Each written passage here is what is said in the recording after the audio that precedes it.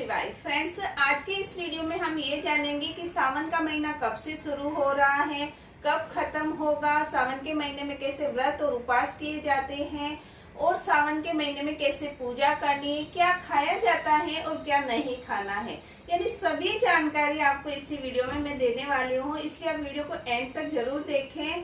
तो आइए जानते हैं कि सावन का महीना कब से शुरू हो रहा है, कब खत्म होगा और पूजा कब से शुरू करनी है।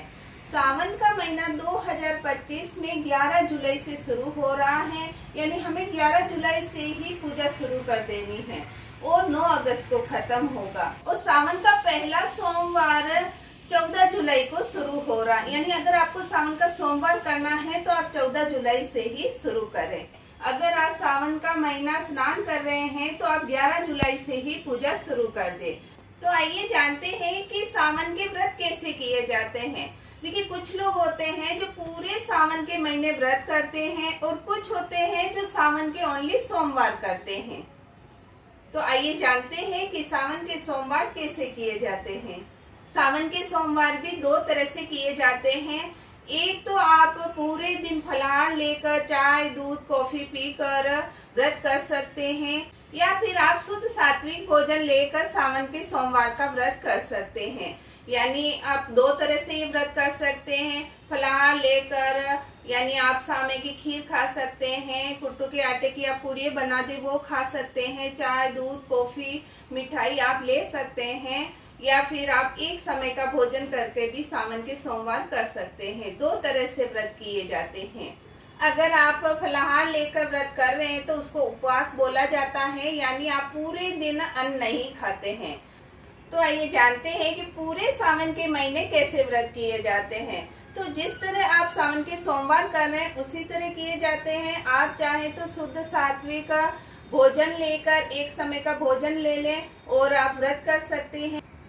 आप चाहें तो फल फ्रूट जूस लेकर उपवास कर सकते हैं। तो इस तरह आप दो तरह से व्रत कर सकते हैं। कुछ लोग पूरे महीने सावन के व्रत करते हैं तो शुद्ध और सात्विक रहकर एक समय का भोजन लेकर वो व्रत करते हैं। इसके अंदर हमें लहसुन और प्याज का सेवन नहीं करना है। तो आप दोनों तरह से ये व्रत कर सकते हैं। देखिए, भगवान भोलेनाथ को एक जल का लोटा और बिल पत्र भी आप चढ़ा देते हैं तो भी वो प्रसन्न हो जाते हैं और आपकी मनोकामनाएं पूर्ण हो जाती हैं। तो आप चाहें जिस तरह आपका स्वास्थ्य ठीक हो उस तरह आप ये व्रत कर सकते हैं। अगर आप पूरे सावन व्रत कर रहे हैं तो आपको 11 जुलाई को ही पहले ही दिन सुबह जल्दी उठकर स्नान आदि से निवृत्त हो जाना है और संकल्प लेना है। अगर आप घर पर पूजा कर रहे हैं तो आपको मिट्टी के पार्थिव शिवलिंग बनाने होते हैं, और अगर आपके घर पर शिवलिंग है तो आप उनकी पूजा कर सकते हो, नहीं हो तो आप पार्थिव शिवलिंग बनाएं। सावन के महीने में पार्थिव शिवलिंग बनाकर पूजा करते हैं और अभिषेक करते हैं तो जल्दी ही मनोकामनाएं पूर्ण होती हैं। अगर आप पूरा महीना सावन का व्रत कर रहे हैं तो हमें संकल्प लेना है। आपको 11 जुलाई को ही ये संकल्प ले लेना है। हाथ में आप फूल अक्षत और जल लेकर ये संकल्प लें, और अगर आप मंदिर में कर रहे हैं तो आप मंदिर में जाकर ये संकल्प छोड़ सकते हैं। और हाथ में हमें अक्षत फूल जल लेकर हमें भगवान से प्रार्थना करनी है कि हे भोलेनाथ, मेरी ये मनोकामना है और आप ये जरूर पूर्ण करें। और अगर आप सावन के व्रत कर रहे हैं तो आप पूरे महीने का संकल्प लें, और अगर आप सावन के सोमवार कर रहे हैं तो आप वो संकल्प लें। अगर आप उपवास कर रहे हैं यानी फलाहार खा के व्रत कर रहे हैं तो हमें उस तरह संकल्प लेना है। और अगर आप एक समय का भोजन खाकर व्रत कर रहे हैं तो आप उस तरह संकल्प लें। देखिए, पहले ही दिन हमें संकल्प ले लेना होता है, उसके बाद आप पूजा और प्रार्थना शुरू कर सकते हैं। तो जिस तरह आप व्रत करना चाहें उसी तरह हमें पहले ही दिन संकल्प लेना है।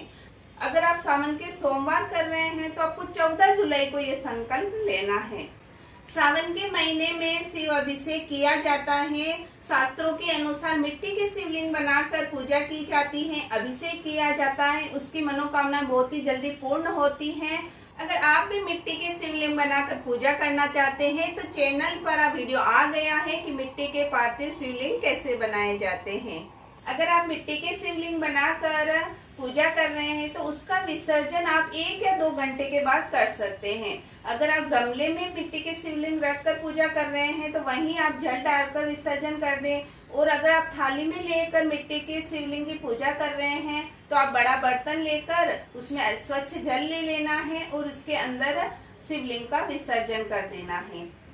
उसके बाद उस जल को आप पौधे में डाल दें। हमें तुलसी के क्यारे में ये जल नहीं डालना है, इस बात का हमें ध्यान रखना है। ये जानते हैं कि उद्यापन कैसे किया जाता है।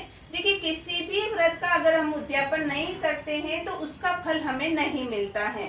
तो अगर आप सावन के सोमवार कर रहे हैं तो भी हमें उसका उद्यापन करना है, और अगर आप सावन के पूरे महीने में व्रत किया है तो भी हमें उसका उद्यापन करना है। हर साल उद्यापन किया जाता है। उद्यापन में क्या दिया जाता है? माता पार्वती जी के लिए साड़ी और श्रृंगार का सामान, और भगवान भोलेनाथ के लिए ड्रेस लेनी है। उसके ऊपर आप दक्षिणा जरूर रखें, और उसके ऊपर हमें मिठाई और फल और फ्रूट रखने हैं। देखिए, इतना तो हमें उद्यापन में करना ही है। जो आपने उद्यापन में जो सामग्री निकाली है वो आप मंदिर में पहुंचा सकते हैं, पंडित जी को दे सकते हैं, या फिर जो कोई भी जरूरतमंद हो उसको आप ये दे सकते हैं। तो चाहे जितना आप दान दे सकते हैं। आप चाहे तो दान बढ़ा भी सकते हैं और कम भी कर सकते हैं, इसलिए जितना सामर्थ्य हो आप दान दे सकते हैं। पूर्णिमा के दिन उद्यापन किया जाता है। फ्रेंड्स, ये पूजा आप शाम या सुबह कभी भी कर सकते हैं। सावन के इस महीने में आप पशुपतिनाथ के व्रत भी कर सकते हैं। आप चाहे तो 16 सोमवार के व्रत भी इसी महीने में शुरू कर सकते हैं। 16 सोमवार के व्रत सभी मनोकामनाएं पूर्ण करने के लिए किए जाते हैं। पशुपतिनाथ के भी व्रत इसीलिए किए जाते हैं। तो फ्रेंड्स, सावन के सोमवार कैसे किए जाते हैं, अगर आप पूरे महीने स्नान और व्रत करना चाहते हैं तो कैसे करना है, सभी जानकारी मैंने इस वीडियो में दे दी है। आई होप मेरी दी गई ये जानकारी आपके लिए यूजफुल हो। वीडियो अगर थोड़ा भी यूजफुल लगे तो वीडियो को लाइक करें और प्लीज चैनल को सब्सक्राइब करें। मिलते हैं किसी और वीडियो के साथ। ओम नमः शिवाय।